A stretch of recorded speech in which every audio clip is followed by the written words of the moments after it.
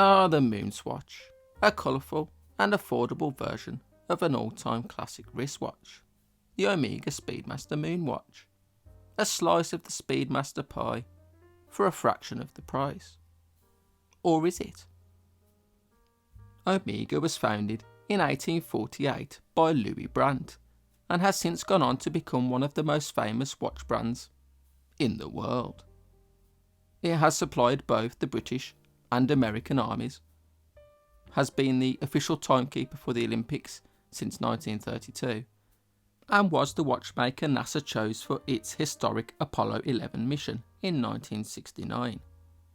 More recently, it has become the watch brand of choice for fictional movie spy James Bond. Introduced as a racing chronograph in 1957, the Omega Speedmaster is Omega's most beloved and well-known model, and probably the most iconic chronograph ever produced, save for the Rolex Daytona. In 1969, the Speedmaster became the first watch on the moon, and its legendary nickname, the Moonwatch, was coined. Since then, it has remained a staple in many a luxury watch collection, whether as a first real luxury watch or as part of a more extravagant selection. It isn't hard to see why the Speedmaster is still revered today in the era of smartwatches and smartphones. It is more than a watch. It is a piece of history and a feat of engineering. It is beautiful, yet functional. Everything that a watch should be. And then there's the MoonSwatch. We've had a few months to reflect on the MoonSwatch. The hype has died down and sanity has somewhat returned. So what's the unvarnished truth?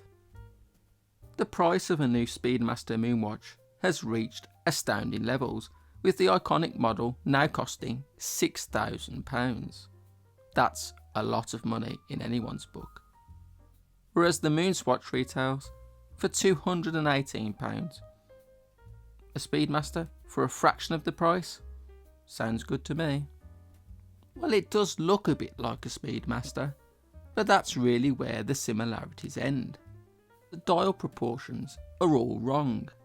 The materials are wrong. The MoonSwatch is a Speedmaster with the life and soul ripped out of it. It is the reanimated dead carcass of a Speedmaster. It's no surprise that the vultures, flippers, began circling upon its release. Swatch took everything that was great about the Speedmaster and threw it away. The build quality is poor, with numerous reports of broken pushers and stained wrists. It's a steaming pile of plastic garbage. A Swatch with the price jacked up to take advantage of enthusiasts. There are some that have praised the MoonSwatch because it brought new people to the hobby. But at what cost? If you have to completely gut a product to make it appeal to the masses, it's not the same product anymore. It's like making a nice steak dinner, but replacing the sirloin with some inedible Beyond Meat concoction. What the deuce? I admit it is hard for watch companies to stay relevant now that watches have become little more than fashion pieces or status symbols. The usefulness of a watch has been almost entirely supplanted by computers and smart devices. So watch companies may have to take risks. Swatch tried something new, and it worked, at least from a business standpoint. The evidence shows that the MoonSwatch has been a resounding success. The MoonSwatch itself was incredibly popular, but more tellingly, sales of the Speedmaster have increased too. But that doesn't change the fact that the MoonSwatch is cheap and nasty rubbish. There are much better options out there, like the Timex chronograph, which is a beautiful, affordable alternative. The Bulova Lunar Pilot, with its high-frequency quartz movement, is a great choice for those with a bit more to spend, with comparable history and heritage to boot. The Tissot PRX chronograph is a great mechanical option.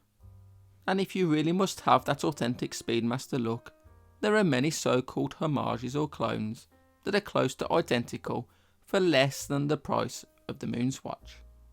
any of these would be a better proposition. I am by no means a watch snob. I own more cheap and tacky watches than you can shake a stick at, but at least they have some redeeming qualities and features. The MoonSwatch has none, and worse still, its success is probably going to lead to more of the same. I bet you can't wait to see the Swatchmaster Diver. I can't. Let me know in the comments down below what you think, and if you enjoyed this video, please consider liking and subscribing, and I'll see you next time.